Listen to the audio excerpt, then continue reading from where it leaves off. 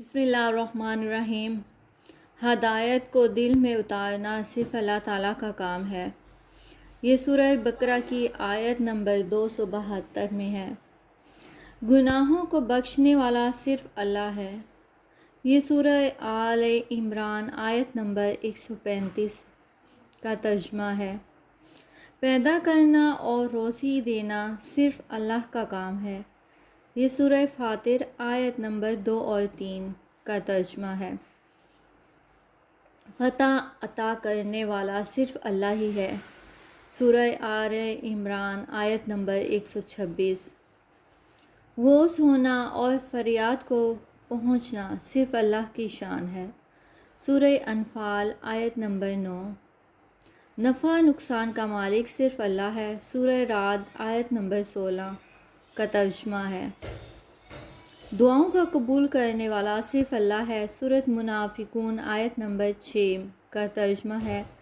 مریضوں کو شفا دینے والا صرف اللہ ہے۔ سورہ شعراء آیت نمبر 80 کا ترجمہ ہے۔ اور بھی اولاد دینے والا بھی صرف اللہ ہے۔ سورہ شعراء آیت نمبر 49 اور 50۔ بادشاہی عزت ذلت دینے والا اللہ ہے۔ سورہ آل عمران آیت نمبر 26 اور 27 کا ترجمہ ہے۔ رمضان المبارک کا مہینہ شاید یہ ہماری زندگی میں آخری بار ہو۔ زندگی کا بھروسہ نہیں۔ انسان غلطیوں کا خطاؤں کا پتلا ہے۔ غلطیاں ہو جاتی ہیں، گناہ ہو جاتے ہیں جو ہمارے لیے مشکلات کا سبب بنتے ہیں۔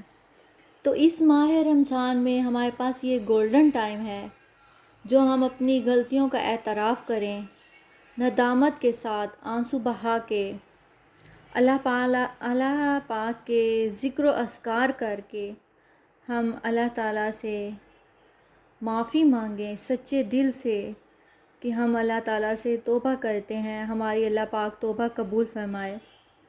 تو ہم اس عشرہ میں زیادہ سے زیادہ استغفار کی تسبیح کریں گے۔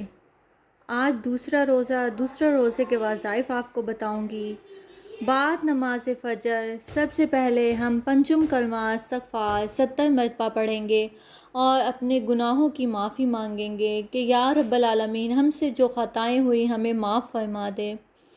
اس کے بعد نماز ظہر سورۃ فاتحہ 40 مرتبہ پڑھیں گے اور اپنی صحت کے لیے دعا کریں گے کہ اللہ پاک ہمیں صحت والی زندگی عطا فرمائے۔